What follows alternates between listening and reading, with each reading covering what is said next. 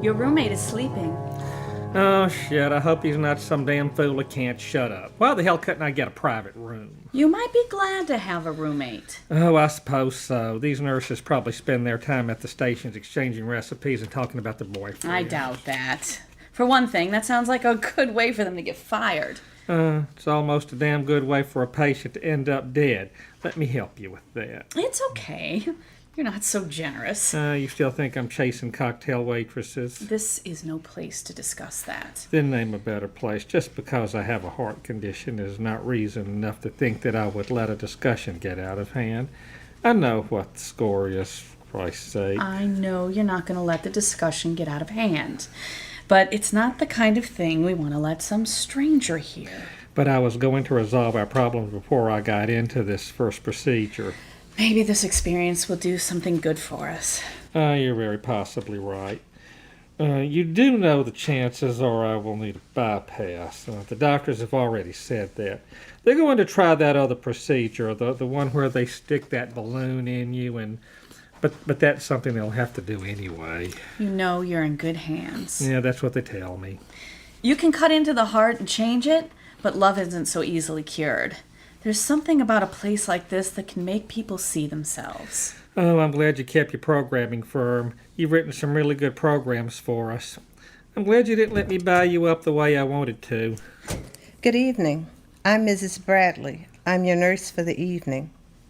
It's time to take your blood pressure, Mr. Smith. Oh, they said you were going to monitor my heart.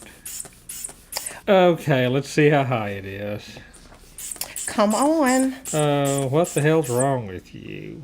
I'm not going to take your blood pressure if you don't believe you're going to get well. How is that your business?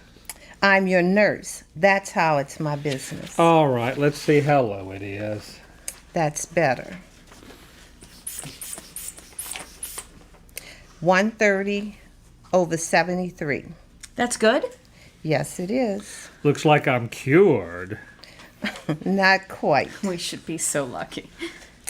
You wouldn't go back to work immediately, would you, Mr. Smith, if you were cured right now? Oh, no, not immediately. You see why he's the way he is. Stress plays a big role in all of this. What do you like to do besides work, Mr. Smith? Do you two dance? Yes, but we haven't been dancing in years. We'd go dancing all the time, but my wife doesn't like me stepping on her feet. Now you sound like my former husband. Are you from here? I'm from a lot of places. My last job was in a hospital in Arizona.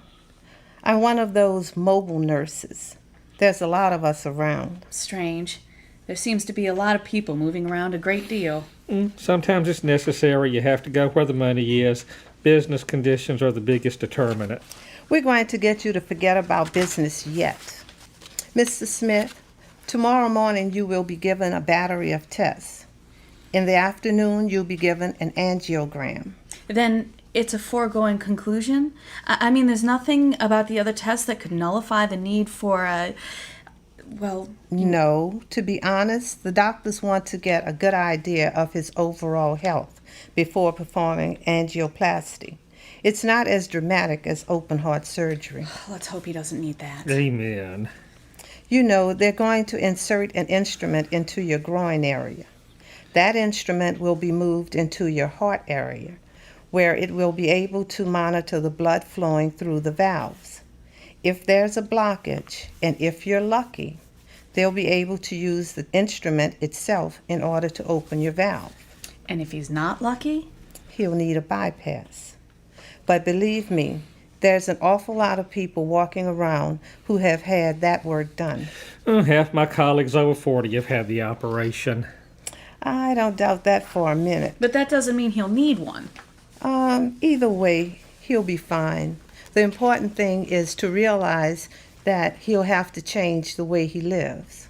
You'll need to avoid fats, salt, and get an exercise program. But your social worker will tell you all about that. If you folks would excuse me. Certainly. It's nice to have met you. I'm gonna go get us a diet soft drink.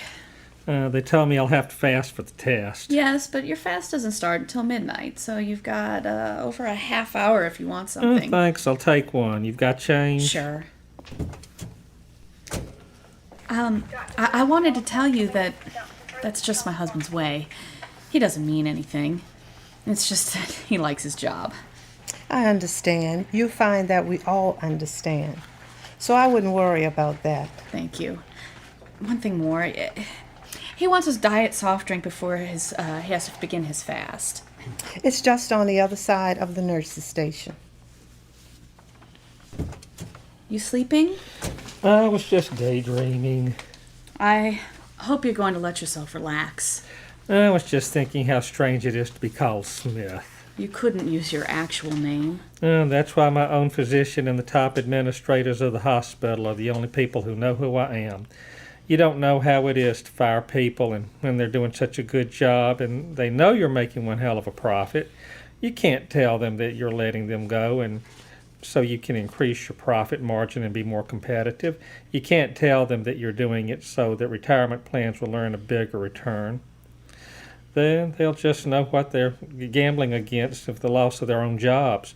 You've actually got to fill the place with security personnel. They have to be watched when they get their notice. When they take their things, they could make a mess of the place, and you can kiss important documents goodbye.